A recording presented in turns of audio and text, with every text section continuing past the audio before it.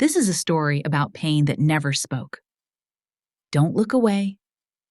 With just a single grain of salt falling in the wrong place on a kitchen table, a 63-year-old mother, long accustomed to silence and the rhythm of cooking, was pushed into a cruel game of power by her own son. The tragedy isn't only the money, $92,000 gone, but the moment she realized that the guardianship paper had become the very stick used against her. From the cold kitchen where she had cooked for years to the courtroom's wooden rail, from the silence of evening to the doorbell that captured the crime.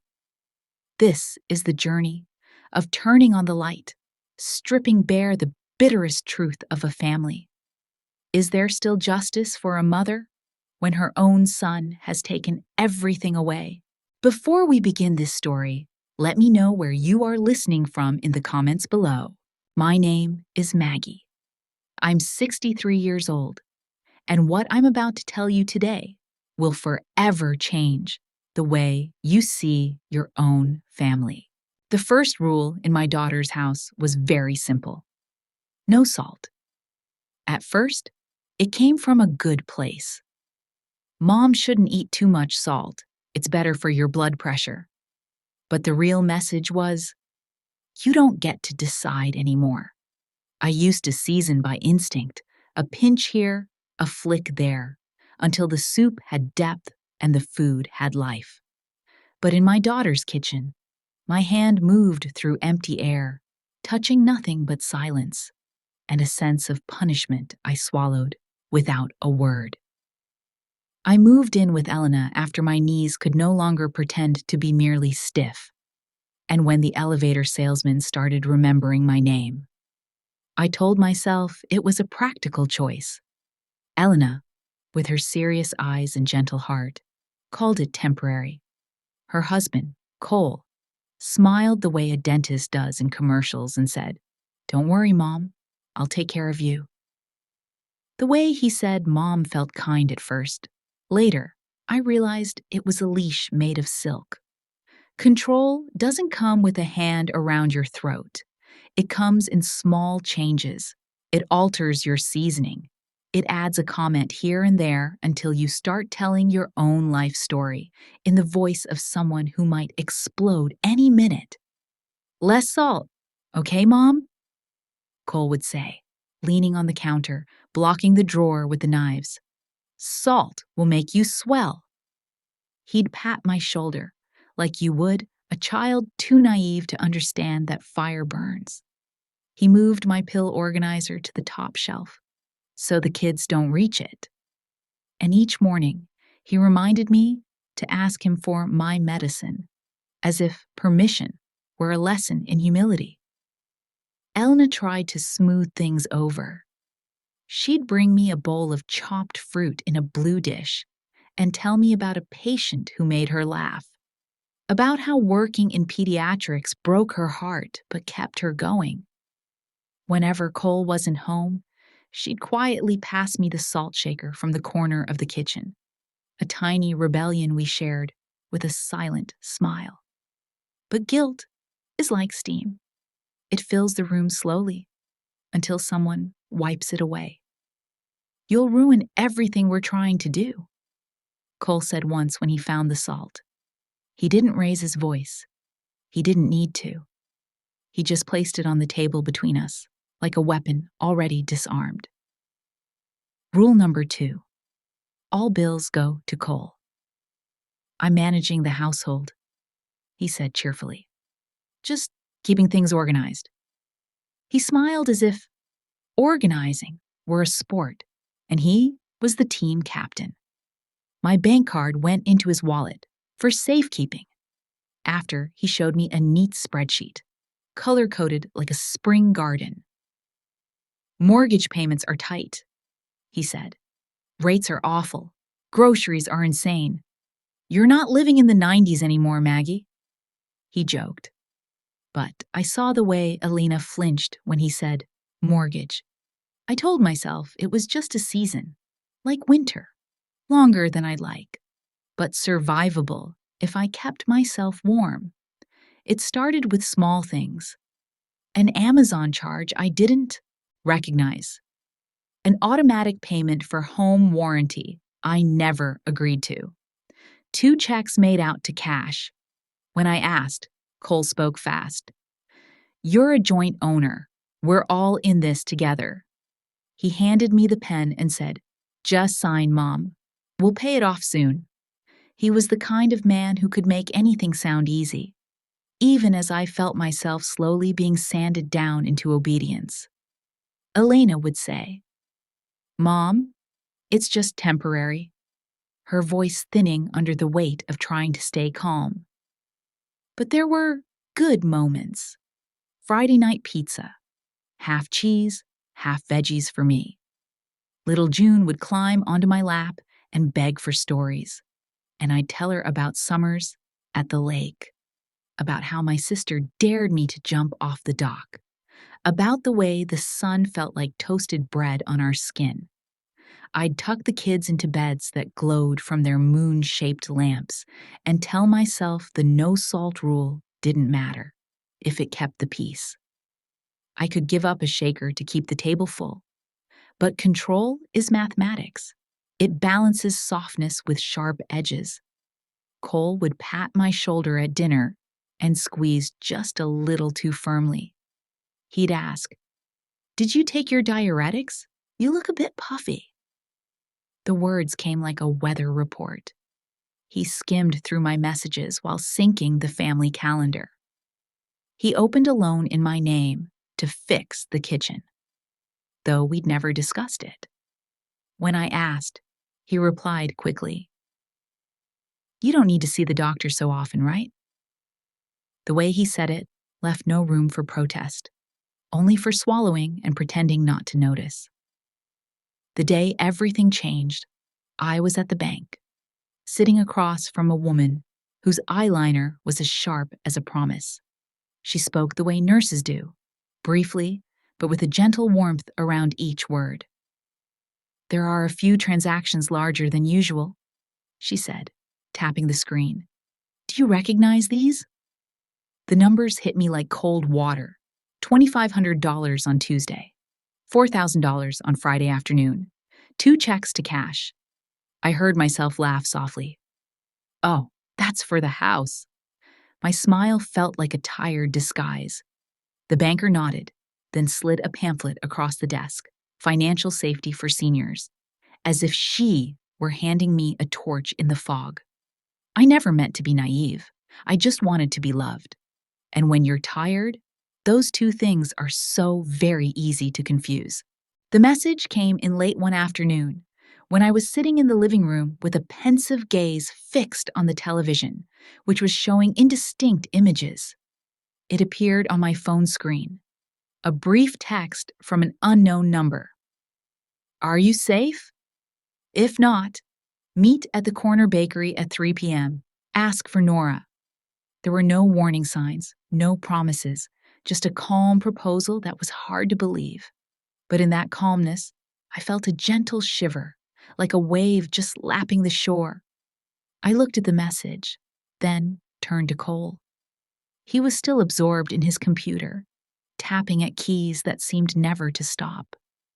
I didn't know why I felt afraid. Perhaps it was the very quietness of the message.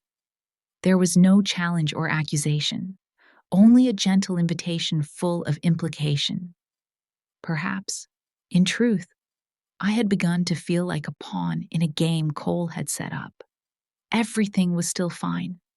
I just was no longer sure of what I knew. And that message felt like a reminder that truth is never as simple as it appears. I said nothing to Cole. I only said a simple sentence. "I'm going for a walk."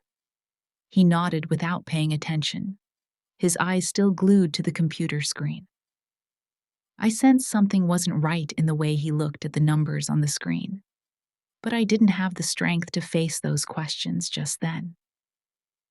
I went outside, phone in hand, not knowing what to do with it. I stepped out the door and the outdoors felt like a cold, empty space. The wind swept along falling yellow leaves. The cool autumn air seeped into my skin. The houses in the neighborhood were still lit, people passing by as leisurely as any other day, but I felt as if I had stepped into another world. Everything was normal, and yet not. The bakery was on the corner, a place I often passed without stopping. It had a softly glowing neon sign, always casting a warm, golden light that made it feel like a safe refuge. I walked in and saw no one except a woman sitting alone at a table near the window. When I approached, she looked at me and smiled gently. "You're Maggie, right?"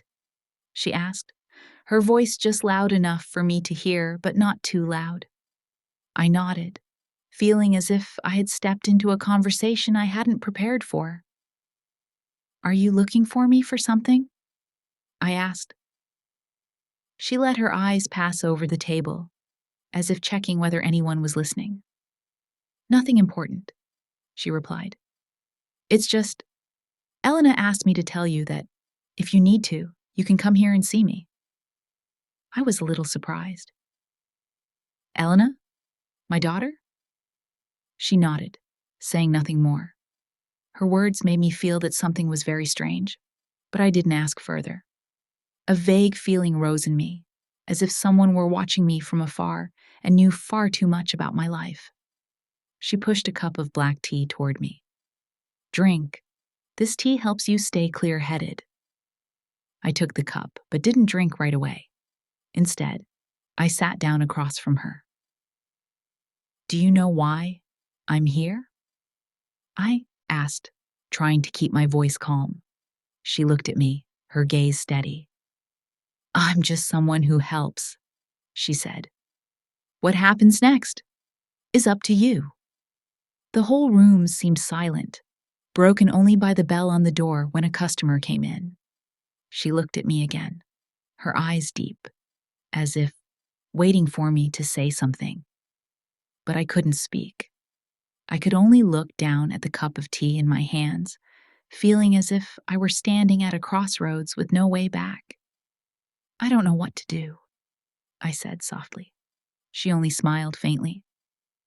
"Sometimes the most important decisions are the ones left unsaid. Your mother, she stood here too, a long time ago." That sentence felt like a light cut to my heart. I faltered, unable to fully grasp its meaning. I looked at her, feeling as if I were facing someone who had lived through everything I was going through. "I can help you," she continued, "but I can't decide for you. You'll have to do that yourself." I didn't answer right away. I felt as if I were standing between two paths. One was to continue living in the shadow of dependence, and the other was to seek freedom, at a price I couldn't foresee. After a long while, I stood up, thanked her, and left the bakery.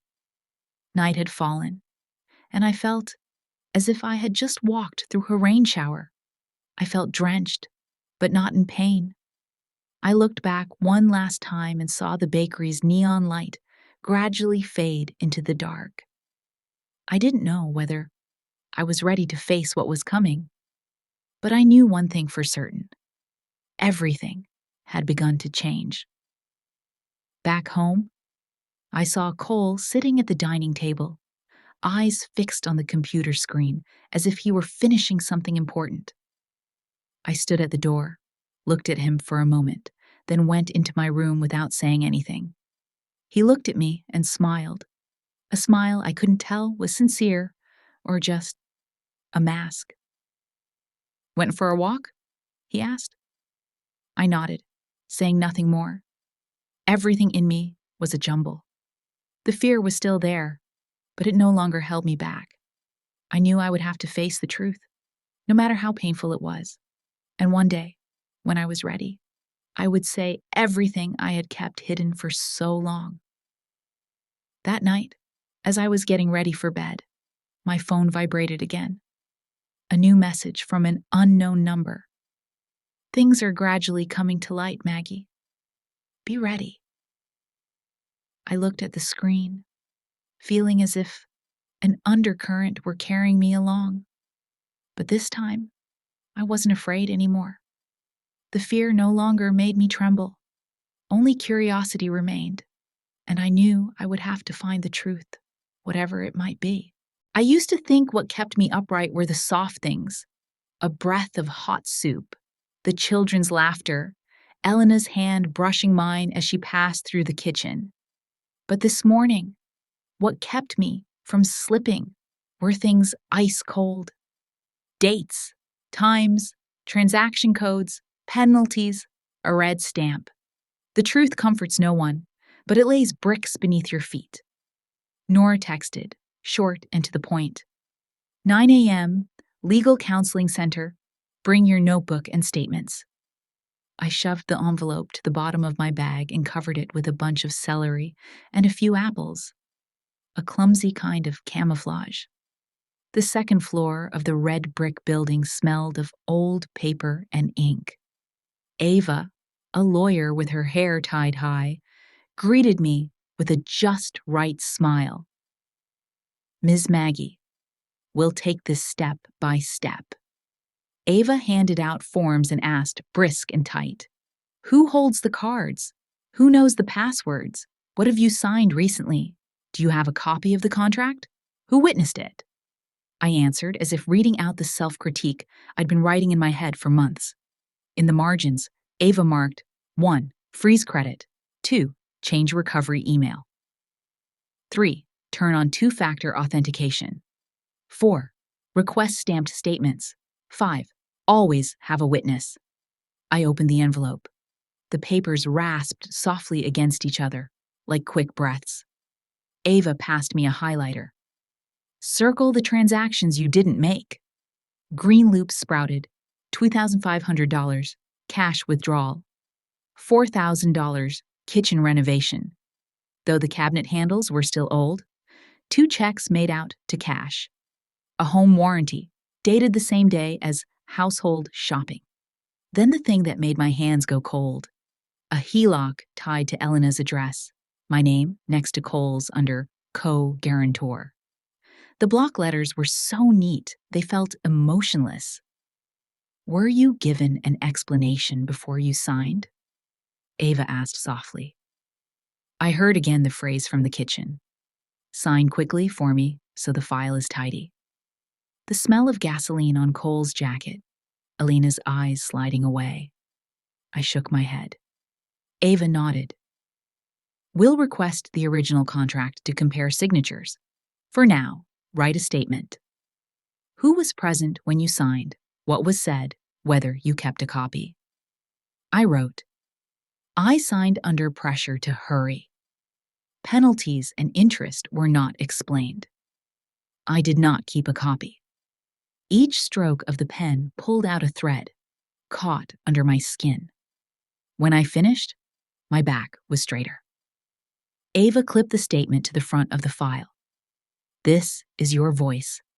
And this, she tapped the lines of the statement printouts, is a voice no one can edit.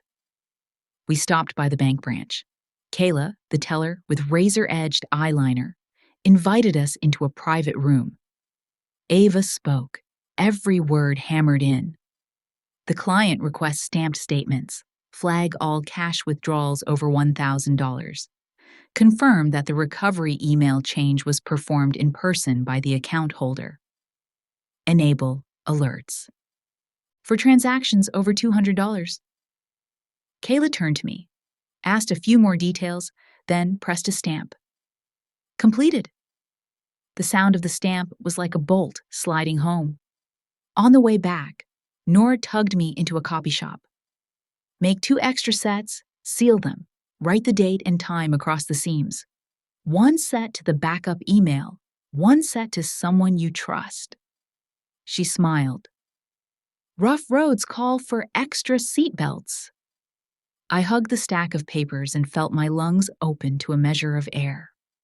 When I reached the alley, Mrs. Green, the neighbor who tends the morning glory trellis, looked up.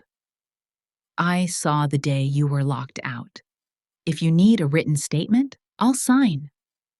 So the trivial things do get seen and remembered. I nodded and told her I'd stop by that evening. In the afternoon, my phone reported suspicious login blocked.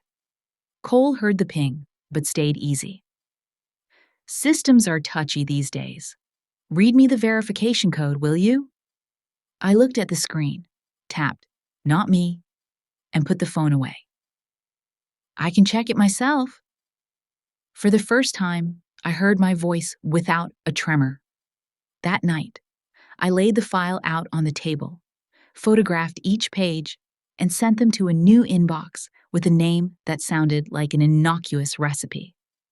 I taped one copy under the bottom of the plate drawer, the spot only the dishwasher would ever know. Then I built a table.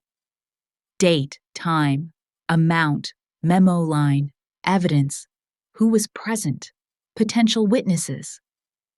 I marked cash withdrawals in red, the kitchen renovation with no trace in yellow, the hazy shared utilities in green. When the cells connected, a path appeared, leading to a conclusion I had refused for too long. The next morning, I set a copy in front of Elena. The dishwasher hummed like distant rain. Did you know? I asked. Elena read, and the color of her face changed the way the sky does before a storm. He said he was just juggling. He said he'd make it up, she stammered. I held her hand. Juggling doesn't require borrowing your mother's identity. Juggling doesn't hide papers. I didn't say guilt or forgive. I let the numbers sit, stone still. At noon, Ava called. I've submitted the request for the original HELOC. Remember to screenshot every exchange and note the time. At the same time, Nora texted a list of safety net names. Mrs. Green, the lockout. Kayla, to confirm the requests were initiated by me. The fishmonger, once saw Cole take delivery without a receipt. The delivery driver, signed for a package I paid for. I added them to the witnesses column and felt the edge of loneliness soften. Early afternoon, my inbox pinged with an invitation. Neighborhood Mixer, hosts Elena and Cole. Under sharing, Cole typed, Family financial discipline. My mother-in-law is a model. I read it again and again. A model. A tiny crack sounded in my chest, thin as porcelain glaze. Elena murmured, He wants to impress the PTA crowd. I said quietly, Let him talk. But that night, let the numbers talk too. Ava coached me. In a crowd, state only what you know. No labels, no fighting. Place the stamped documents on the table. If asked, give figures. If you're cut off, say my name. Nora and I will be nearby. Nora added, back kitchen door after 8 p.m. Signal, 3 knocks, pause, 2 knocks. I'll bring a mobile printer. The night before the party, I set a small ceramic salt cellar in the middle of the table, no longer hidden. Just salt, but for me, a tiny flag planted in a patch of sovereignty. The file sat in the lower drawer. Behind the cabinet door, I clipped a 1-page summary with a magnet. In my notebook, I wrote the opening line. Tonight, there are no tricks, only numbers, because numbers don't lie. In the morning, the bank sent a copy of the HELOC contract. The signature looked so much like mine. My stomach cinched tight. Ava called immediately. It's possible you were led into signing. Your signature, taken in a different packet, and a page inserted. We'll demand the original for handwriting forensics. Stay calm. I slid the copy into a clear sleeve and wrote with marker, awaiting examination. By late afternoon, Cole carried in 2 trays of pastries, white shirt, photo-ready smile. He patted my shoulder. Mom, you're the inspiration tonight. I smiled back. If inspiration means knowing penalty clauses by heart, then I'm ready. He laughed, thinking I was joking.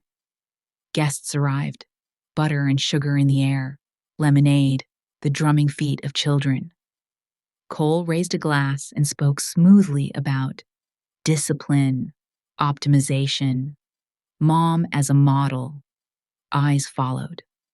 I leaned on the kitchen counter, fingertips touching the drawer edge like a hand on a seawall. And right then, the back kitchen door knocked. 3 times, pause, then twice. The signal. I turned. Nora stood in the doorway, canvas bag in her arms. Beyond the low fence, I glimpsed Kayla and Mrs. Green. Cole swung his smile toward me. Mom, won't you share your secrets? I pulled the drawer and set the stack of papers with red seals on the table.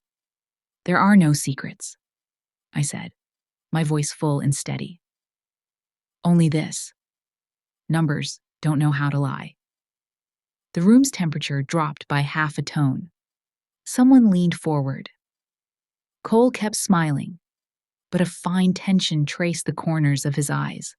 The first crack. I flipped the first page, my pen tip touching the first cash withdrawal line. The front doorbell suddenly rang in quick succession. Elna looked at me, her fingers pinching her hem. Nora drew a breath, very softly. I lifted my head and looked straight at Cole. Let's start here, I said. And in the instant his smile crazed like porcelain glaze, I understood. From this point on, only the numbers would speak. And they would stand with the truth. Cole's smile was always as clean as a freshly polished glass. But on the night of the neighborhood mixer, under the kitchen lights reflecting off the cake knife, that white glaze cracked with a fine line. The adults talked about milk prices and the kids' soccer team. Children ran in circles. Elena stood by the door, eyes never leaving me. Nora blended into the back patio with her canvas bag. Kayla leaned in with Mrs. Green by the fence. I set the file with red seals on the table the way you'd set down a salt cellar. Small, but impossible to pretend not to see. Cole raised his glass and steered the whole room toward me. Mom, Maggie's saving secrets? I touched the stack of papers. The air dropped by half a note.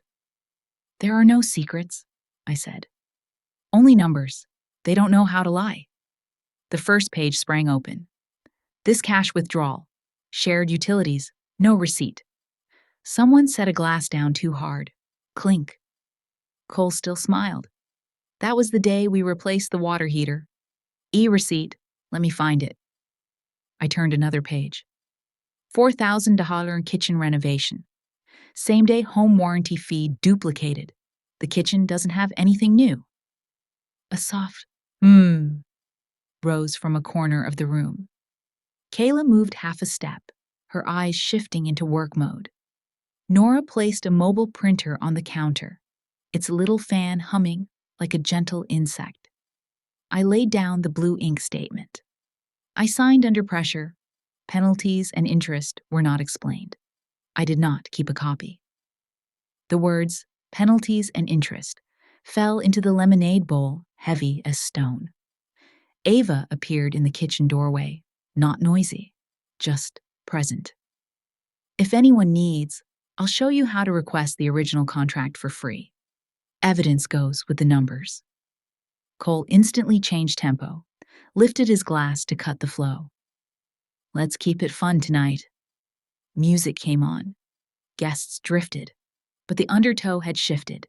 Every cupcake carried a question mark. Nora whispered, "The door's ajar. Keep the rhythm." Around 8 o'clock, I used getting more cups as an excuse to step into the backyard. Cole tailed me. In this house, everything stays pleasant when people trust each other. He lowered his voice. Trust means seeing, I replied. Not closing your eyes. He leaned close, butter knife in his tone. Don't overdo it. There are kids. I can still help you. If the numbers are wrong, we fix them. If they're right, we stop, I said. His jaw ticked, very slightly. Who's going to believe a forgetful old woman over a devoted husband? I looked straight at him. People will believe numbers with seals and witnesses with names. He didn't glance toward the fence, but the tail of his smile had already been scratched. 8:27. The kitchen light flickered. The Wi-Fi wheezed. My phone displayed. Request to change recovery email. Processing. Cole stood by the router, hand resting, on the plastic casing as if by chance. Touchy network, he smiled. I switched to data, took a screenshot, noted the time. Ava texted, mark as attempted interference. Stay calm.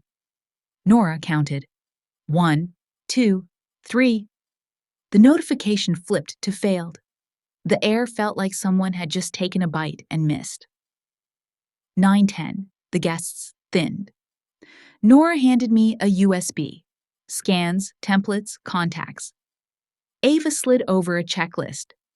Tomorrow morning, temporary protective order on the accounts. Restrict cash withdrawals without co-signature. I'll be waiting in the hallway. I nodded. Cole's footsteps skimmed across the threshold with a very faint sound.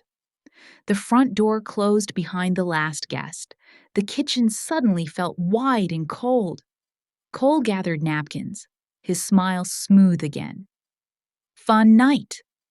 Then he pivoted to face me. Tomorrow, call Ava to thank her and tell her we won't need her, and hand back the papers you've been holding by mistake. I leaned lightly against the cabinet edge. What do you want in return? Peace. Reputation. You don't want the neighbors hearing about an elderly person getting confused and signing things, do you?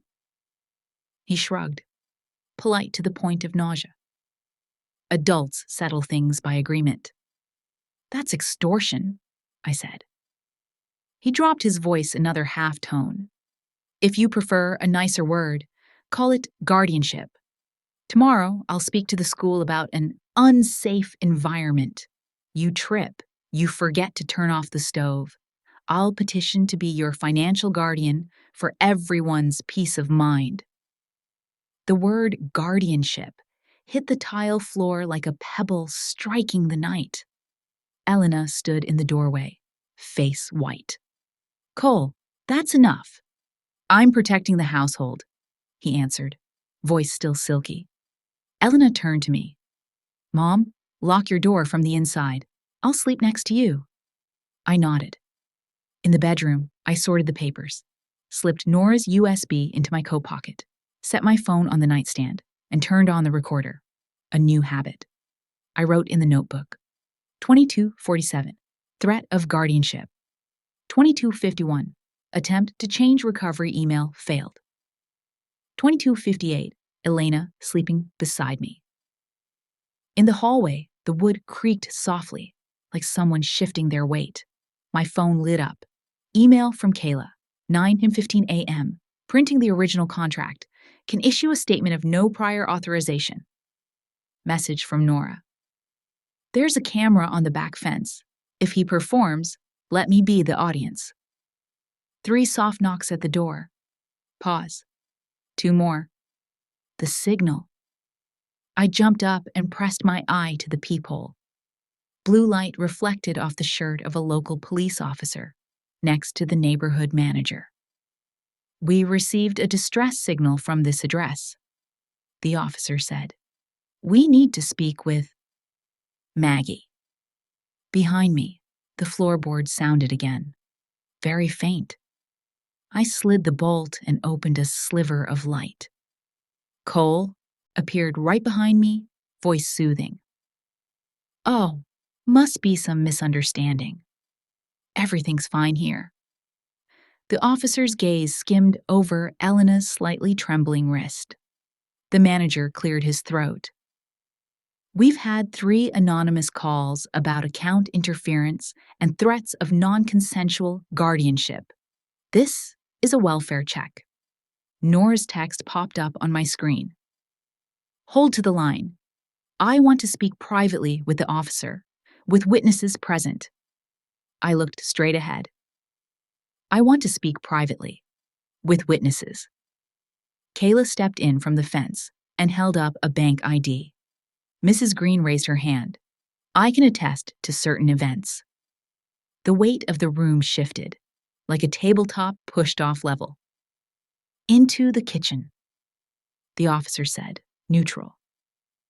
Everyone else, the living room. Cole started to follow and was stopped by a courteous shake of the head. The corners of his eyes were scratched. His smile had to redraw its outline. In the kitchen, I set down the file and started the recorder. I will speak in numbers, and these are the people who will confirm them. I pointed to the cash withdrawals, the written statement, the screenshot of the recovery email attempt, the photo of the router blinking, the schedule for the morning. Each point was a knot. The cord slowly tightened. The officer nodded. Do you wish to file a report for financial endangerment and record tonight's guardianship threat? Yes, I said. I spoke loud enough to carry into the living room, not to provoke, but to draw a line of ink across tonight's map. Tomorrow morning, I'll file for a temporary protective order. From now on, any access without my signature is a breach. The officer closed his notebook. Will return to verify. Tonight, lock from the inside. If you need to leave immediately, do you have a safe place? Nora raised her hand. Yes. They left the doorway. Cole stood up. What will the whole neighborhood say about this little performance, Mom? The smile appeared again, but the crack had spread. I walked past him, calm as setting a bowl on a shelf. They'll talk about the numbers. Night sealed shut. Elna curled up beside me. I set out shoes, coat, file in the bag. The notification light on my phone blinked. Ava. Tomorrow, first steps. Nora. Back door stays open. Before I closed my eyes, I told myself. The fracture beneath the smile wasn't the sound of breaking. It was a warning. And in the morning, when sunlight spilled through the window frame, that crack would lead me forward to the place where I draw a boundary right at my own door. I looked at the doorway between the kitchen and the living room, where the light changed color, and realized that was where my life split in two. On one side was temporary, on the other, enough. I took a pencil and drew a thin line along the wooden trim, a low mark at waist height, but as bold as an oath. From that line inward was my part. Breath, papers, memory, the right to say no. That morning, I went to court with Ava. We filed for a temporary protective order on the accounts, limiting cash withdrawals without co-signature, and recorded the threat of guardianship. I signed in each place. The scratch of pen on paper sounded like wheels climbing a hill. Out in the corridor, my phone buzzed. Cole texted, "You're turning family business into neighborhood gossip. Stop now and everything will be smooth." I replied briefly, "Smooth is a result, not a condition." At home, Elena set out breakfast for the kids, eyes bruised as if she'd just come through a night of rain. She whispered, "He went to the school talking about an environment with an elderly person," implying, "You." I laid a hand on her shoulder. "You don't have to stand in the middle. The law walks with the numbers." She nodded, but I knew that nod trembled. By noon, Cole sent an email CCing everyone. The family is supporting a mother-in-law showing signs of memory decline. The word decline seeped into the kitchen like spreading ink. Nora messaged privately, "Don't argue with words. correct with evidence. I opened the drawer and pulled out the file. Stamped statements, the blue ink affidavit, last night's report, the photo of the router blinking, the timeline Kayla had just sent confirming. Request to change recovery email. Failed. User denied. I pinned everything together into a single thread. People can argue feelings, but it's hard to argue a pattern. Ava said, "We need two keys, data and people." So, in the afternoon, I went knocking on the doors of neighbors who suddenly became the mesh of a net. Mrs. Green signed to confirm smart lock code changed, Maggie stuck on the stoop. The delivery driver wrote, "Recipient Cole, payer Maggie, no receipt issued." The fishmonger noted, "Cole took the order, declined a receipt." Kayla printed the server event log. Multiple attempts to change the email, many alerts blocked. Nora spread everything out on the table like a map, sorted by date, matched statements to timestamps, pinned photos under each line. "Evidence is a story that keeps time," she said. Toward the end of the day, Ava received the scan of the HELOC. The signature was so similar, my stomach tightened. She zoomed in. The initial stroke of the M sinks. The tail of the G is neat in a way that isn't your habit. High likelihood of a signature lift. I snapped a screenshot and noted, "Awaiting forensics." I stuck a small note next to the ceramic salt. "Seller. Do not sign quickly to tidy up." Elena quietly added underneath, "Mom sets the tempo." 2 lines of ink like 2 braces holding up a new doorway in the house. Evening. The house was quiet. I stood in the doorway, looking at the fine pencil line that felt as firm as a blade. Cole appeared at the end of the hall, hands in his pockets, a smile smooth as a freshly polished countertop. "What's that line?" "A boundary," I said. "I don't step over it to ask permission to use my own life." He laughed, tapping the wood lightly. "Whose name is on this wood, Mom?" "Tonight it bears the name Truth," I said. He lowered his voice. "Tomorrow I'm filing for temporary guardianship. You're tired. Let me handle things." I met his eyes. "I'm strong enough to go to court." "Court's like paper." He jerked his chin toward the table. "So do I." He switched tactics. "If you love the kids, keep this calm. They still have school, friends." Cold ran along my wrist. "If you love them, don't teach them to trade right for calm." He arched an eyebrow, smiling again, but the corners of his eyes were taut. "Fine. Let's see who believes whom." His fingertips swiped across the pencil line as if to erase it. The line faded a little. I set my finger and traced it again, darker. We stood still, each holding a boundary. 8:27. The kitchen light flickered. The Wi-Fi stuttered. My phone displayed. "Request to change recovery email. Processing." Cole stood right by the router, voice cheerful. "Finicky network." I switched on data, took a screenshot, noted the time. Ava texted, "Mark as attempted interference. Stay calm." Nora counted time at the back fence. 1, 2, 3.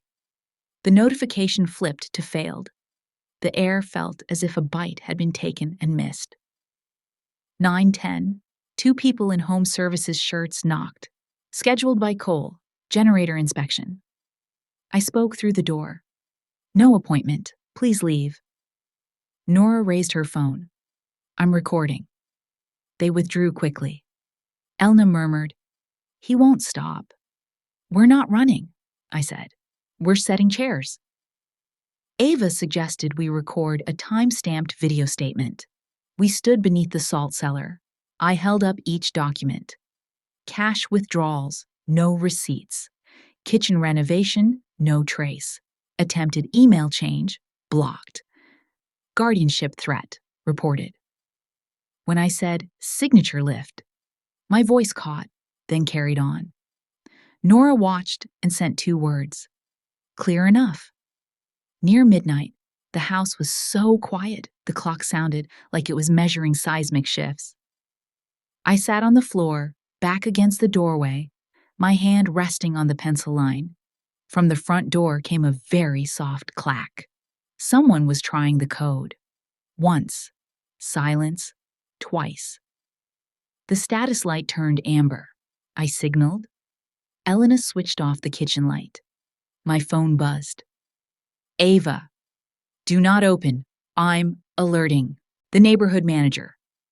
Nora. I'm at the fence. Headlights out here. 3rd try. The light flashed red, then went green, as if someone had just caught the lock's rhythm. The handle turned slowly.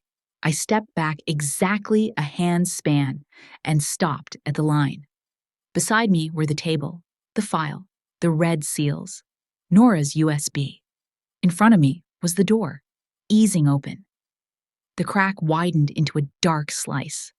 Cold air slipped into the kitchen. A figure stretched across the floor, long and thin, stopping right on the line. Still up, Mom? Cole's voice slid through the air, warm and polite. I thought we should talk privately, one last time, before you go too far. I looked down at the pencil line, a thin road, steady as a rampart. All right, I said, oddly calm. But your feet don't cross this line. The figure leaned, as if testing the new law. Beyond the fence, Nora's tiny click, a camera shutter. My phone jumped with a message.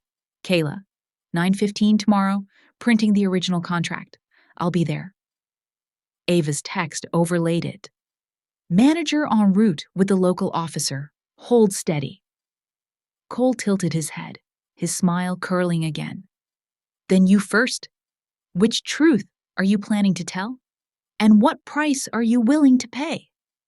I set my hand on the table's edge, fingertips on the stack with the red seals. I inhaled and felt my chest open exactly the width of the pencil line. I'm not paying anything, I said. I'm presenting numbers and people. I named each marker like counting beads. Dates, times, withdrawals, the failed email, last night's report. Each name dropped like a small stone, touched the floor, and lay still. At the threshold, Cole's shadow stalled half a step. Then blue light swept the yard. The radio murmured. Unit 12 on scene. 3 knocks, pause, 2 knocks, the familiar signal. I looked up. Cole turned toward the brightness, and the smile on his lips fractured one shade further. The door opened wider, laying a thin blade of light across the kitchen. And I, standing just behind my pencil line, said what needed saying. Come in. I'm ready. A swath of blue light swept across the yard like a streak of cold chalk. When the on-duty neighborhood officer stepped into the kitchen, followed by the neighborhood manager, I knew the night would not end with pleas for things to be smooth anymore. Ava arrived almost at the same time, hair tied high, arms full of pre-filled forms. She put a pen in my hand, her voice low but steady. Sign in this order, Maggie. Ex parte financial preservation, digital data preservation, restriction on unilateral cash withdrawals. The nib scraped over paper like wheels bumping a curb. Each signature anchored a corner of my life. Kayla handed over a sealed envelope. System logs recording the moment someone tried to change my recovery email, matching the time the router was blinking. We validate, user denies, she said crisply. The officer opened his notebook and asked brief questions. I answered with timestamps. Cash withdrawals without receipts, kitchen renovation with no trace, the guardianship threat at 2247, the photo of the router at 2027. The manager switched on a backup recorder. Ava proposed noting a temporary no-contact condition for accounts and devices. I looked at the pencil line on the doorframe. That thin line suddenly felt thick as bars. Cole leaned against the wall in the living room, a polite smile hanging exactly in place. Perhaps my mother-in-law is confused, he performed. The officer did not smile. We work from documents. His eyes paused on the HELOC copy. Ava pointed to the suspect's strokes, explaining, signature lift. The officer nodded. I'll forward a request for handwriting analysis. From now on, you are not to touch Mrs. Maggie's or Elena's router, phones, or computers. Any changes will be treated as interference. At the corners of Cole's eyes, another tiny crack opened, and I could almost hear it. We moved on to breaking the invisible nooses. Ava handed me a new contact schematic, a backup eSIM already activated, the recipe email locked to a hardware key, bank alerts mirrored to both Ava's and Kayla's phones for any transaction over 200 years. The community signal remained 3 knocks. Pause. 2 knocks. The emergency password was SALT. We switched channels, Ava said. No arguing on the old channel. I stuck a slip of paper right beside the ceramic salt cellar. No contact. Only docket. Elena set Nora's go bag on the table. Passport, cards, medications, a light coat, like placing a spare heart. If we have to go, she whispered, you go with me. I nodded. At dawn, the courthouse hallway smelled of thin coffee and fresh paper. The duty judge on the emergency docket flipped quickly through the file. Stamped statements, the telecom and bank timeline, last night's report, the handwritten affidavit. The gavel tapped 3 times. Financial preservation order. All cash withdrawals require co-signature or a court order. 90-day data preservation order, prohibition on Cole touching devices, accounts, preliminary hearings scheduled in 48 hours. The black lines of text were like metal splints bracing a fracture, not an instant cure for pain, but holding everything in place to heal right. Back home, Nora had already set up a support point. Mrs. Green stationed at the back door. The delivery driver swung by to drop a box of A4 paper, print anything right away just to be safe. Kayla texted that she'd mirrored the alerts. I set the salt cellar square in the middle of the table like a small wheel chalk. At noon, Cole, in a suit, said lightly, I'll go to the bank. Explain things. Don't make Elena suffer. He stumbled slightly at the pencil line, looked down, and gave a thin smile. I tilted my head toward the order taped to the cabinet. Court order. Not an opinion. He paused half a beat, picked up his keys, and left. The door had hardly closed when Ava said, Start the flip. Flip. Shifting the field of play from kitchen to courtroom. She fired off draft subpoenas to secondary banks and card issuers, sent a preservation letter to Cole's secondary email, asked the school to note financial dispute, unilateral contact, so smear messages would stall at the gate, forwarded the file to the financial abuse specialty team. Flip doesn't mean flip a person, Ava reminded me. Flip the leverage. By afternoon, my phone throbbed like someone pounding at the door. 3 rapid transfer requests blocked. 1 attempt to change the email password failed. 1 router access logged. Kayla was calm. Let the logs speak. I felt my spine stack 1 vertebra taller. Elna called a counselor and scheduled her own statement. I heard her use the pronoun I for her own story, and I realized a turning was happening right here in this kitchen. 6:42. Cole messaged the parents' group, postponing the financial discipline session for family reasons. So much for mother-in-law as role model. The boasting rhythm ran out of breath. 7:15. He pushed through the door, jacket creased, smile clouded like glass in rain. You won! Temporarily? In 48 hours, we'll see who tells the better story. I stood behind the line. The numbers will tell it, not the people. He asked, whose numbers are arranged? I pointed at the seal. The court's. He exhaled and reached to peel up a corner of the order taped to the cabinet. The paper didn't tear. It only snapped with a dry sound. The recorder pinged softly. Out by the back fence, Nora tapped 3. Pause. 2. 7:22. The doorbell. Police. The officer came in, reflective, striping, glancing off the stainless sink. We've received logs of device interference and indications of a no-contact devices violation. Mr. Cole, please step into the living room. Ava handed over a USB. Recordings, photos, the order. Would you like to request extending the no contact until the preliminary hearing? The officer asked. Yes, I said. Cole offered his wrists for cuffs with the composure of someone who believes dinner still awaits him. Before he turned, he dipped his head slightly. Congratulations on the pencil line. Me. The next line belongs to the judge. The door shut. The metallic click of handcuffs mingled with retreating footsteps. The house swelled into a space of quiet that felt unreal.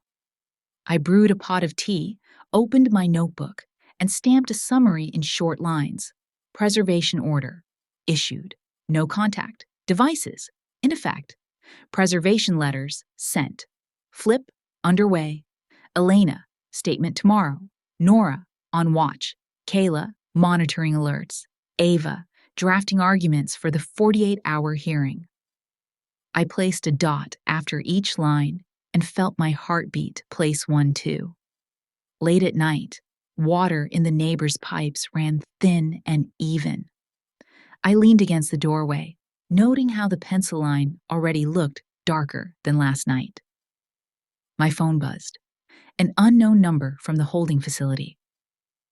Notice. Cole held overnight. Bail hearing tomorrow morning. I closed my eyes for one beat and opened them to Ava's message overlaying it. Tomorrow, I'll ask for tight bail conditions. Full no contact, removal of account access, passport surrendered, attach the attempted cash outs and the pending signature analysis letter. Sleep. The numbers are in their places. I set the phone down and reset the table. Salt in the center, files to the right, Elna's handkerchief to the left. I wrote one last line in the notebook. Bail. Request denial.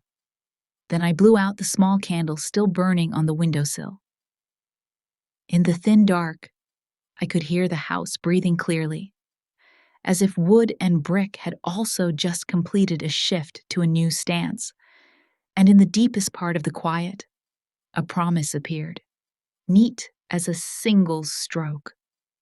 Tomorrow morning, I will lift my head in the courtroom, and if anyone asks, I will say, no salt, only the truth.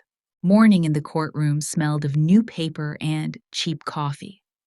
The neon lights washed out every face, as if the truth only appeared clearly on paper. I sat in the second row, holding a file stamped in red. Elena beside me, her fingers twisted together until they turned white. Ava sat to my right, a pencil tucked behind her ear like a latch. Behind us, Nora had stepped back one row, her gaze an anchor. Cole walked in wearing simple clothes, wrists no longer cuffed. Thin smile spread over his face like a hastily applied glaze. His lawyer, a slim man with polished shoes, stood to greet the judge, his voice soft as silk. The client is a husband and father with a steady job, rooted in the community, no record. A financial misunderstanding, best resolved within the family. He requested release on bail with ordinary conditions. Ava stood, without bluster. She laid the bricks one by one, stamped statements for the cash withdrawals without receipts. System logs recording 3 attempts to change the recovery email, matching the moments the router blinked. An audio report of the guardianship threat at 22:47, signs of a signature lift on the HELOC contract. "We are not seeking punishment," Ava said. "We ask the court to assess the risk of evidence tampering and continued financial harm. If bail is not denied, then please impose strict conditions: comprehensive no contact, no touching devices, DU accounts, surrender of passport, monitored digital access."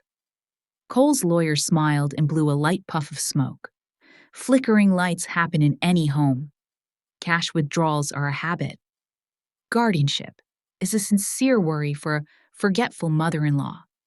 The word forgetful slid through the air like a cold butter knife. Chilly, slick, seemingly harmless. Kayla was called.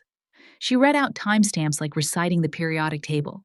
20:27 to 20:29, 3 attempts to change the recovery email. OTPs were pressed, not me. Router blinking at the same time. Access from a device on the home network. Cash withdrawals over $1,000. No receipts. The kitchen renovation expense. No corresponding documentation. "What's notable," Kayla said, "is the pattern. Continuous, clustered, aligned with the intervention windows." Cole's lawyer pressed on the habit of cash withdrawals, and Kayla nodded to the general point, then returned to the specific. Here, it was an abnormal chain. Mrs. Green stepped forward, slight of shoulder but standing straight.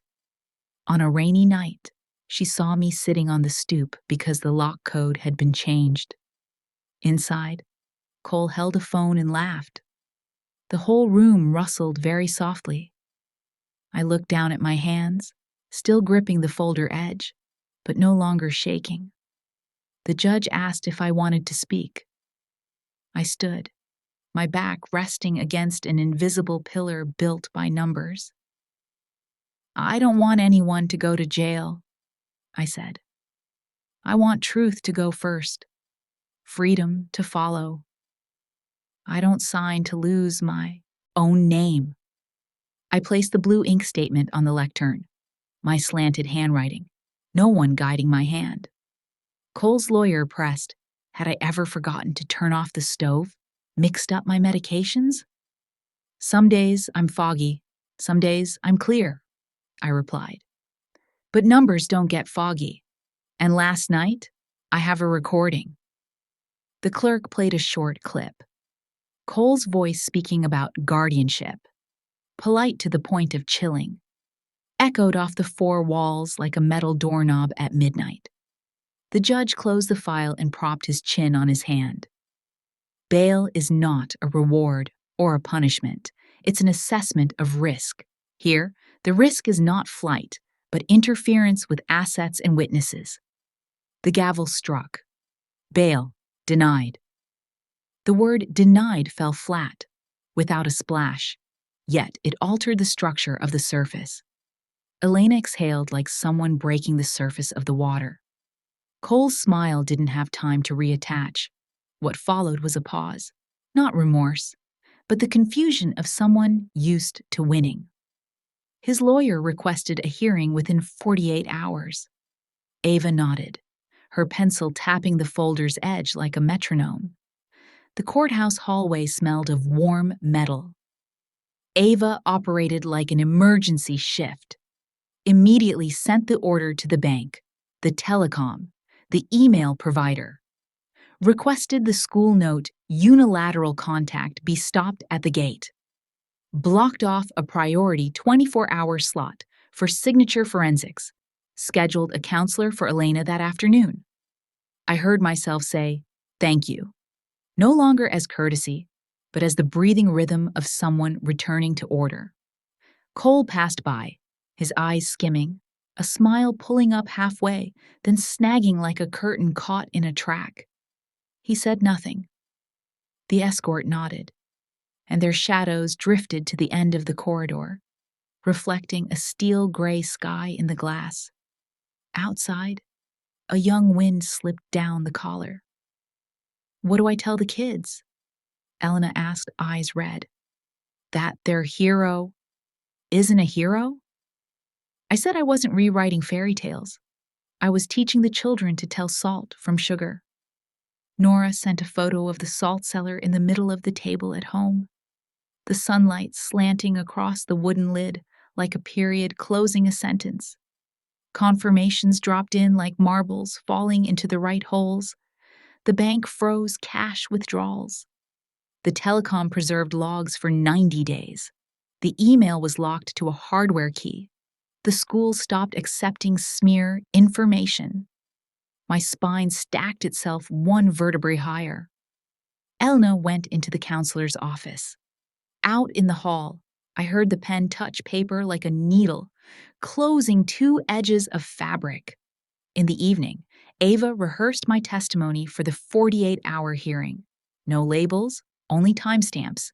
No feelings, only events. End with truth first, then freedom. I repeated it until the cadence sat still in my throat. Nora brewed peppermint tea and set it before me. Tonight's quiet had a frame, no longer thin as glass. Late at night, the phone rang. An unknown number, a smooth male voice. An anonymous sponsor was ready to make it all right if I withdrew my requests, handled things internally, kept everything smooth. The word smooth slid through the receiver like a slick fish. I put the call on speaker and set the phone between the salt cellar and the USB. Ava wrote trap on a slip of paper, drawing a straight line. Nora raised the camera. Kayla opened the incident log. I said thank you, but I would not accept salt and sugar pre-mixed. The line went silent for half a beat. Then the voice cooled. If the story spread, Elena and the children would suffer. Elena stepped out, standing behind the pencil line at the doorway, her eyes never leaving me. "I'm telling my story," I said, "with numbers and with people." Ava hit save on the recording and sent it straight to the hardware-locked inbox. The kitchen settled back into quiet. I arranged the table. Files on the right, salt cellar in the middle, Elena's handkerchief on the left. An email lit up. The public hearing was moved up.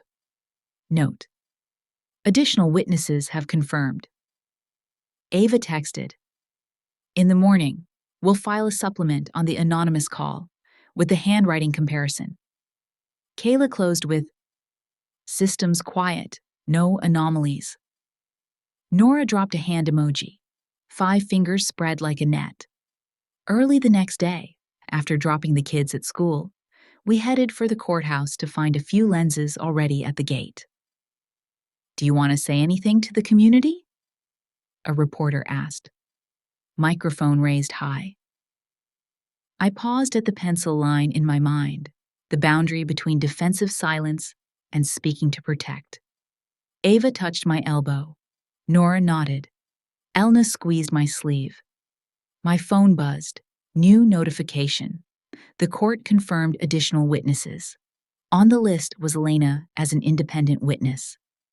My daughter looked at me, her gaze no longer hiding. I turned toward the cameras and took a deep breath.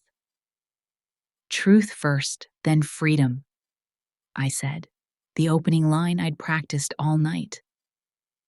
My voice moved out and stood firm on the concrete, and behind that sentence, I heard our footsteps heading straight for courtroom 4B.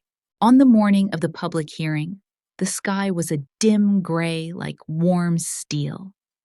I checked myself in the oven door glass. A woman with silver threaded through brown hair, but eyes that no longer looked away. Elena fastened my buttons for me, her fingers still trembling, yet her gaze no longer fled. Nora sent a photo of the salt jar in the middle of the table. Put the truth in the middle. Ava stood at the door and gave a tiny nod. We went. The courthouse steps were busier than usual. A few lenses were waiting. Microphones stood like a row of little flags.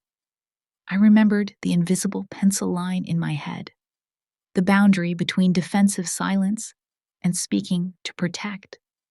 I inhaled and stepped across it. "I'll be brief," I said, not loud but edged. "My name is Maggie. I am a mother, a grandmother, and the owner of the signature that bears my name. I'm not perfect. Some days I'm foggy, some days I'm clear. But numbers don't get foggy, and a red stamp doesn't flatter anyone. I choose truth first, freedom after, in that order." I bowed my head. Ava touched my elbow. Enough. We entered courtroom 4B. The wooden bench was cold. The judge nodded in greeting and opened the file. Across the aisle, Cole wore a crisp shirt, a thin smile folded neatly like ribbon on a box lid. His lawyer began again with misunderstanding, family, restoring reputation. Every soft word slid like butter. Ava didn't rush. She laid each piece on the table as if assembling a skeleton. Bank statements with stamps, my handwritten report, system logs, a photo of the router while it was blinking, a confirmation of no prior authorization, a preliminary note of a signature lift on the HELOC. Kayla confirmed a pattern matching the hours of the tampering. Mrs. Green recounted the rainy night the lock code was changed. Elena's counselor described signs of financial manipulation. Each testimony was a rivet driven into a beam. When it was my turn, the judge asked, "Anything you want to add?" I looked at my hands, as old as the wooden spoons in the kitchen, then raised my head. "I want to apologize to myself," I said, soft but clear. "I'm sorry for signing the silences. I'm sorry for calling smooth peace for too many years. Today, I forgive myself for being afraid. And from here on, I choose to say exactly what needs saying." Cole's lawyer steered back to relationships, public malice, retaliatory motives. I answered plainly, "If a gas line leaks, you don't fix it with softer music. You shut the valve." The whole room leaned a beat toward me. Cole's smile snagged on his lips like a curtain stuck in its track. The judge paused for the parties to confer off the record. "If there's a discreet path." The small anteroom smelled of paper and air conditioning. Cole's lawyer talked about quiet mediation, restoring reputation, and amicable arrangement.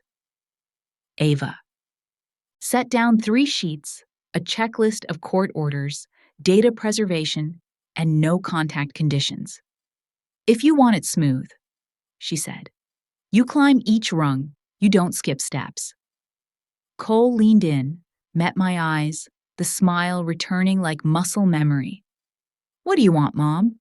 An apology? Some compensation? Or a quiet dinner?" I looked into the space behind the smile.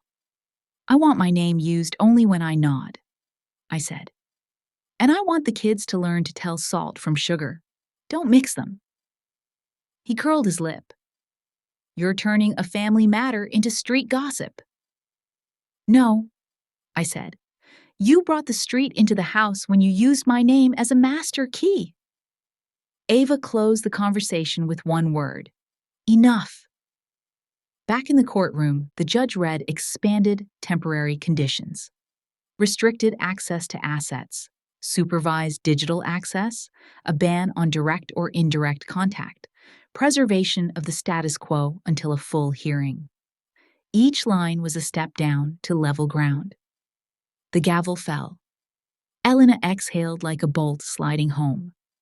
On the steps outside, the wind carried the smell of damp leaves. People held up microphones but didn't press in. Nora stood at the bottom, a peppermint tucked in her hand, her comfort habit. Kayla stood beside her like a door latch. Ava stepped back. Elna took the microphone. At first, her voice was thin, then it thickened. We're talking about financial abuse. It doesn't leave bruises, but it leaves bills. Not every home has a salt jar to remind you to be honest, but every home has statements. We're not calling for witch hunts. We're asking people to check their numbers, to ask the uncomfortable questions, and to trust the not right feeling when it comes. My mother chose truth first, freedom after. Today, her daughter chooses the same. A few nods. A brief round of applause, careful not to be loud. I stepped half a step forward and said one last sentence. If someone is replacing your name on paper, please put it back. If someone says smooth instead of right, please choose right first and work out smooth later. We went home in the late sun. The salt jar was still in the middle of the table. The pencil mark on the door frame looked darker, as if someone had gone over it.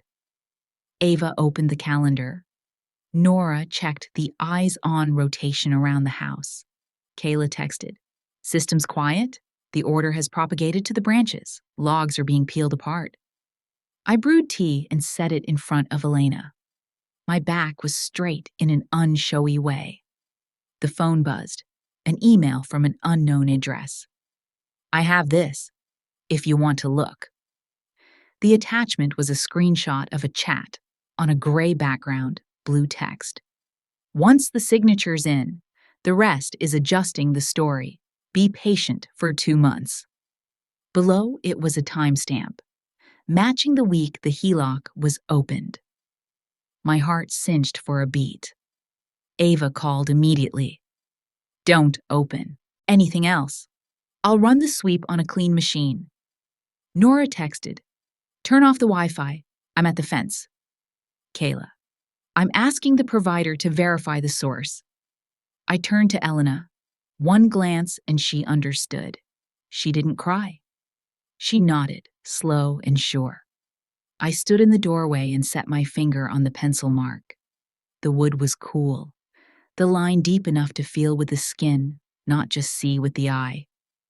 I thought about the line, about forgiving myself. Forgiveness isn't forgetting. It's returning the name to its rightful owner. I opened my notebook and wrote a line. Forgiveness is giving my name back to myself. Under it, I forgive myself for being slow, not for being wrong. Night fell.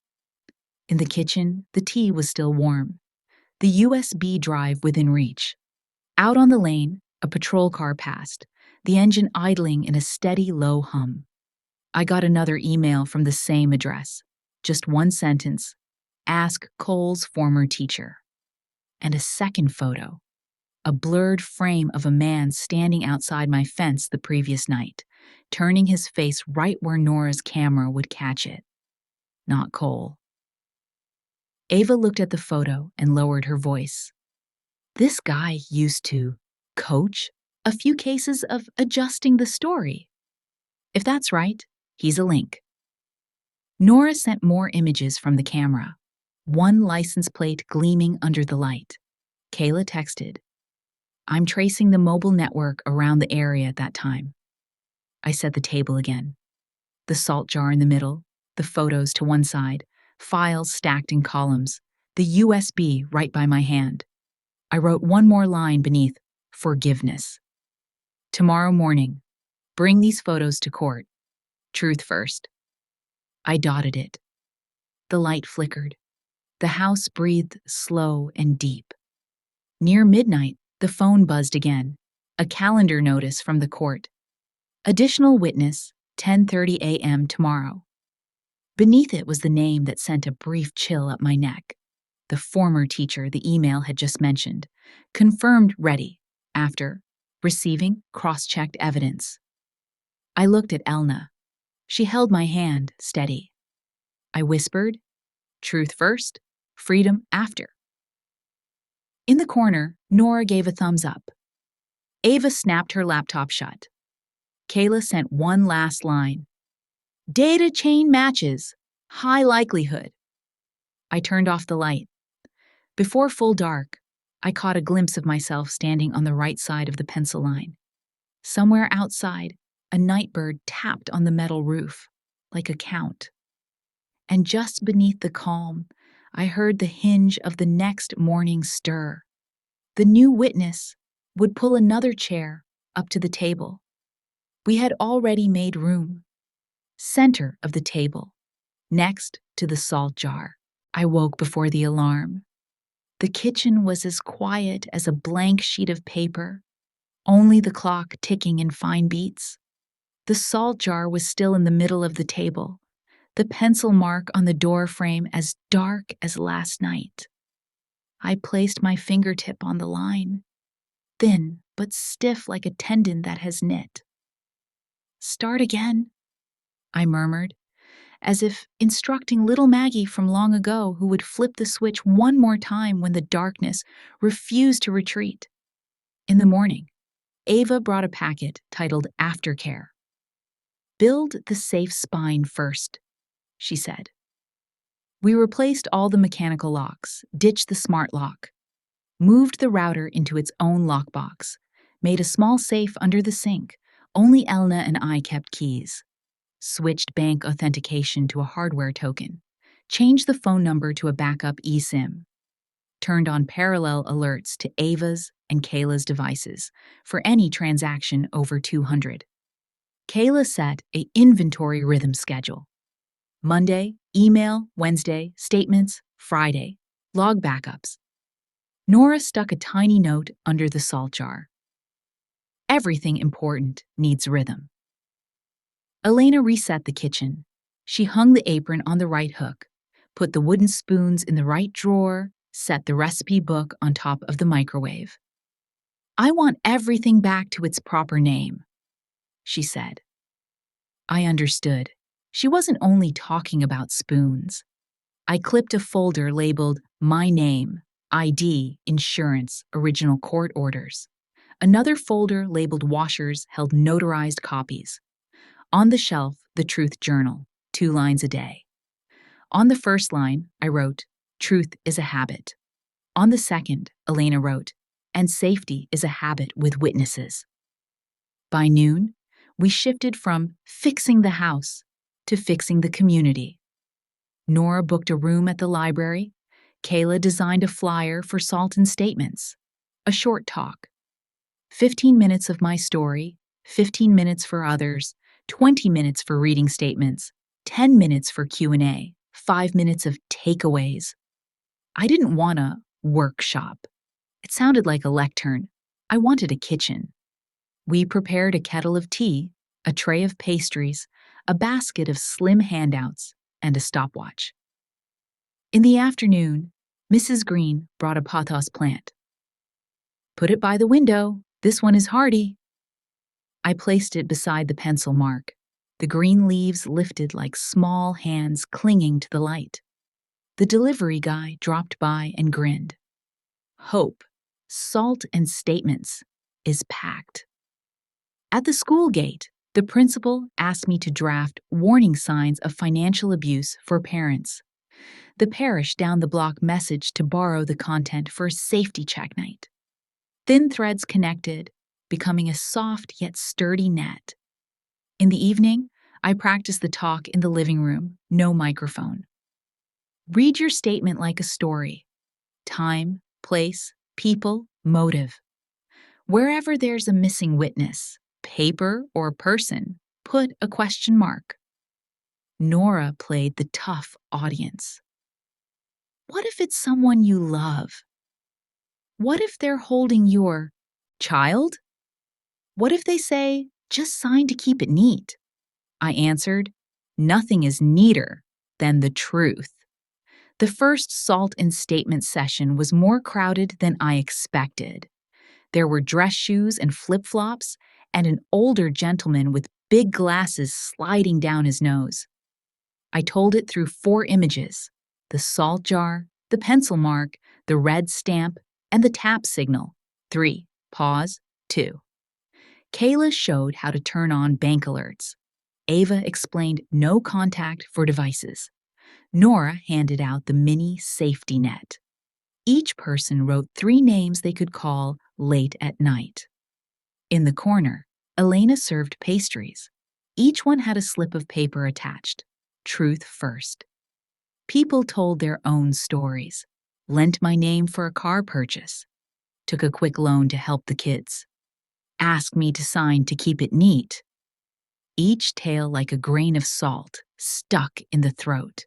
Don't throw gravel at each other's faces, I said. Put a stamped brick on the table. After that session, we opened an online handbook, a report template, a data preservation checklist, how to verify signatures, and openers to halt pushy conversations. I only answer with numbers and people. The library scheduled 2 more sessions. The school invited me to speak during Life Skills Week. The parish asked me to join the Night Eyes group that patrols the lanes. Elena changed in a quiet way. She kept her counselor appointments, set a 3-part budget, fees, food fortress, opened a dual signature account with me for the kids' expenses. On the fridge, she posted the kitchen rules. 1. Whoever washes dishes chooses the music. 2. Any expense $200 must pass the kitchen table before it leaves the house. 3. Don't sign when your hand is shaking. I thought about softening Rule 3, then didn't. A shaking hand is real, and the real is worth waiting for. In the house, a safety legacy appeared through ordinary things. A labeled key box, cleaning cloths marked with wash dates, a small bell by the door for the kids to press when they come home. Laminated cards reading SOS, 3, pause, 2. On the community key ring. The pencil marks weren't scrubbed off. On the contrary, we went over them with wax crayon. So new guests won't trip? Nora laughed. But rebuilding isn't just laying new bricks. It's removing the right old walls. Ava processed the HELOC cancellation. Kayla stayed close to the bank's internal audit. Another bank employee came to the talk, asking to take the program back to their branch.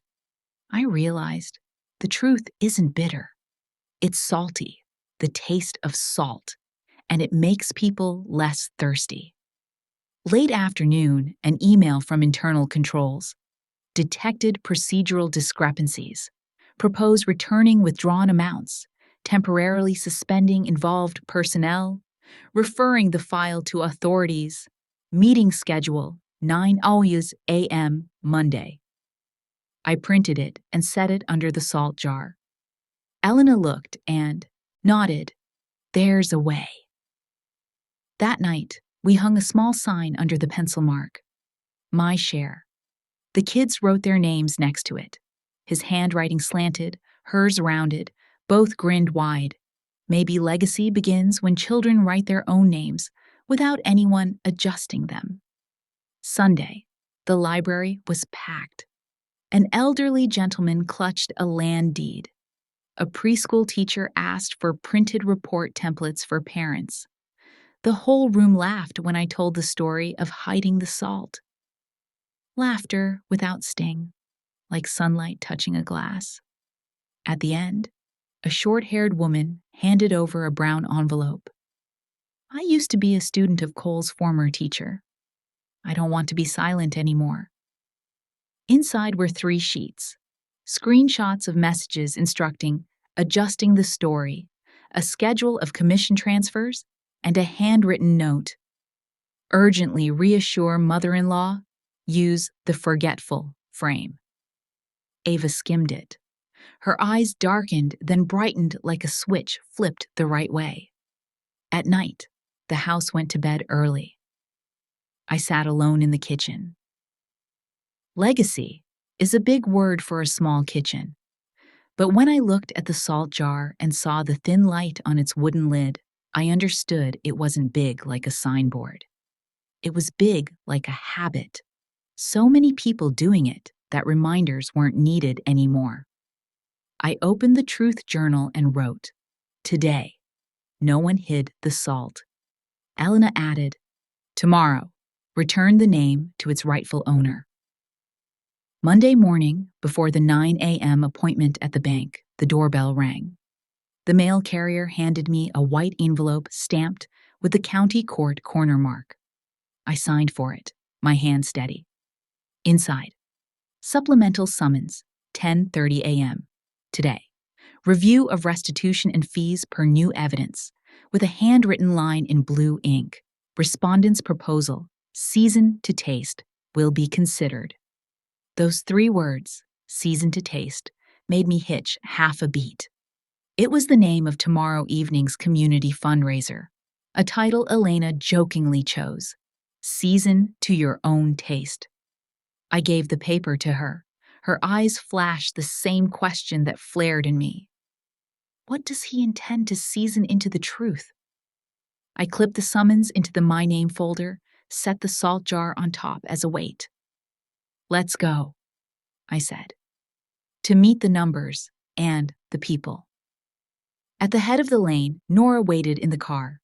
Ava texted, "On my way." Kayla sent a shield icon. I shut the door, stepped over the pencil mark, and heard the hinge creak very softly, the house voicing its support. On the way, the phone buzzed. From the bank, an email confirming a preliminary refund was up for signature. From the court, additional witness at 10:30. The former teacher has confirmed attendance after receiving cross-checks. The sky was silver, like a pot lid cracked open. I breathed evenly, like the rhythm of dating entries in the Truth Journal. Just as we turned into the courthouse lot, Elena's phone lit up. A text from an unknown number, exactly 4 words. "Change the recipe," she showed me without speaking.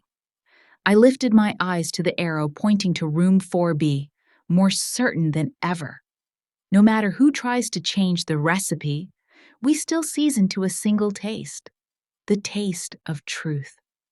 And I walked in, carrying the salt jar to set in the middle of the desk one more time. At the end of the hall, the courtroom door sounded like it was sharpening a blade, a noise that both warned and beckoned. We were about to lift the lid. In the kitchen, I gave the salt jar a very light shake, hearing the grains touch like fine rain. Season to taste. The name Elna jokingly chose for tonight's fundraiser suddenly felt uncannily right. Season to your own taste. All my life, I've seasoned to other people's palate. Tonight, I will season to the taste of truth. The morning in room 4B was packed. Cole's former teacher appeared in a gray coat, eyes down, holding an envelope with printouts of chat excerpts. He didn't look at us. The prosecution took the envelope and cross-checked the timestamps, the messages about leading the signature, adjusting the story, the commission schedule, all matched the week the HELOC was opened. Kayla projected logs matching the license plate of the car outside the fence that night. Nora provided additional shots from the back camera. The signature expert pointed out the lifts on the pen strokes. Everything drew tighter, like a thread twisted until firm. Cole's lawyer asked the court to take up the restitution and fees proposal filed this morning. Ava nodded. We agreed to negotiate, but without changing the recipe. Everything written down, stamped, time-marked. Before the lunch break, the judge read the summary. Full return of withdrawals, plus interest, expert fees, court costs, expanded preservation orders, Cole forbidden from holding any financial role in any community fund or family account for 5 years. 600 hours of community service teaching, basic financial skills in classes designated by the court. The former teacher, referred for investigation of organized fraud, with witness protection applied to those who provided cross-checking materials. Finally, the sentence that made the courtroom go still. Suspended sentence with digital monitoring. Any no-contact violation or device tampering will trigger custody. The gavel fell. A boundary as clear as my pencil line, but now in the court's black ink. Cole glanced over, his half-smile with nowhere left to cling. He nodded to the judge, nodded to his lawyer, then stopped at us. No apology, only a gap, like the spot on the cupboard shelf where someone once hid the salt jar. I no longer felt any need to fill that gap. In the afternoon, we rushed back to the kitchen to prepare season to taste. I cooked a pot of chicken and apple soup, the dish I used to sprinkle salt for by someone else's habit. This time, I tasted first, pinched in a little more salt, smelled the fried shallots, listened to the gentle bubbling, then turned off the stove at the right moment. Elena made trays of sesame-dusted cookies, each with a slip of paper. Truth first. Nora arranged chairs, taped 3, pause, 2. Under the tabletops, Kayla planted a little sign. Statements 101. Ava checked the materials. Report template, device lock guide, sample letters to the bank. On the windowsill, the pothos had unfurled a new leaf. When people arrived, the library room filled with the scent of butter, sugar, and new paper. I stood and briefly recounted the morning. Restitution approved, suspended sentence with digital monitoring, the ban on financial roles, and the former teacher file referred for investigation. I wasn't telling it to brag about a win. I told it so someone in the room would understand. A wall can move if you knock the right spot, the right rhythm, with the right people. We ran a round of season to your own taste. 10 minutes, Kayla showed how to read the transaction purpose line and how to turn on 200 alerts. 10 minutes, Ava rehearsed the stop phrase. I only answer with numbers and people. 5 minutes, Nora handed out mini safety net cards and tested the tap signal. 15 minutes. Everyone shared one action they'd take starting tonight. Change a password, print a statement, call a witness. I noticed a female student biting her lip, nodding when we got to "don't sign when your hand is shaking." A middle-aged man suddenly exhaled in relief on learning that no receipt, it's a red flag, not a minor issue. Someone asked me, "What does forgiveness mean?" I answered, "It means returning the name to its rightful owner." And I added, "Forgiveness does not include returning the house keys." At the end, Ava stepped up and closed with a sentence as clear as a gavel strike. Truth is what you do every day, not just on court day. People applauded. I looked at Elena. My face was no longer draped over hers like an oversized cloak. She stood in her own fit. Night fell. The house was quiet again.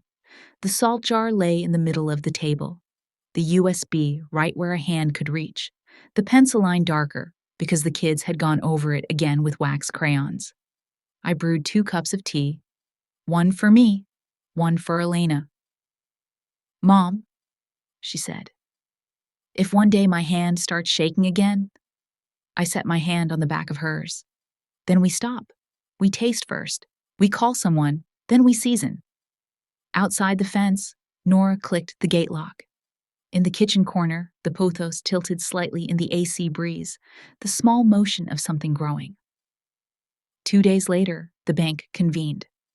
The internal controls officer read the decisions: restitution, written apology, a review of authentication procedures, training against leading the signature, opening a financial abuse hotline. They asked permission to place flyers at Salt and Statements. I looked at the red stamp on the paper, the thing that once chilled me. Now it looked like a door bolt freshly oiled. And the former teacher? The prosecutor sent notice. a temporary order barring contact with witnesses, device seizure, and account freezes pending investigation. The short-haired woman, the one who brought the envelope, registered as a witness. I felt no glee. I felt something else. The wall behind it had cracked down to the roots. On the weekend, Season to Taste, Year 2, took place in my backyard. The crowd pressed up to the pothos pot. No one talked about the forgetful mother-in-law. People talked about patterns, paperwork, emergency signals, and about not handing anyone the keys to your emotions. I ladled soup, sometimes needing to pinch in a touch more salt.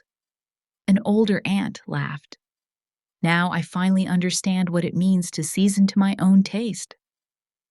For the close, I told 3 things. 1, I forgive myself for being slow, not for being wrong. 2, I no longer wait for smooth. I choose right, and smooth will come if it has a place. 3, I keep the salt jar in the middle of the table to remember.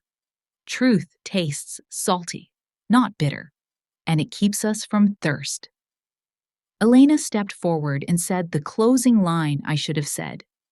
If you go home tonight and see numbers without a receipt, please mark them. If there's a message asking you to sign to keep it neat, please set the pen down. If you feel afraid, please do 3. Pause. 2. And call the name you trust. Then she looked at me. You taught me to taste first. I promise I'll season to my own taste.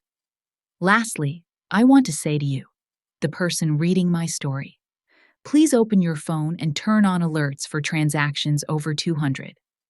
Please print this month's statement and circle the lines without witnesses, paper or person.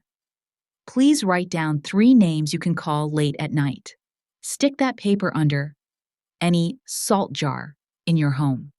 And if someone uses the word smooth in place of right, remember, truth first, freedom after. At night, when the house was asleep, I opened the truth journal. I wrote, today, justice didn't make noise. It knocked 3 times, rested, then knocked twice. I set down the pen and heard a tiny wooden sound at the doorframe as if in reply. At the end of the lane, a patrol car started up and faded away. In the kitchen, the soup pot was half empty, the shallot scent still warm. I tightened my grip on the salt jar. No one is hiding it anymore. And if a storm sweeps through again someday, I know what I'll do. Give the jar a shake so the grains touch once. Taste first, then season to the flavor of truth. In the quiet after that tap, I can hear a new life, salty enough to hold back tears, warm enough to hold on to people. I didn't win with a dramatic door slam. I won through small things, done again and again, changing a lock, sticking a yellow note on a cupboard, saving a voicemail, saying the true name of a fear. Returning each piece of my life to myself wasn't fiery revenge. It was justice, seasoned with patience, slow-cooked with care for the person who had been forgotten the longest, me. There are still uneven nights, but the kitchen no longer smells of burnt silence.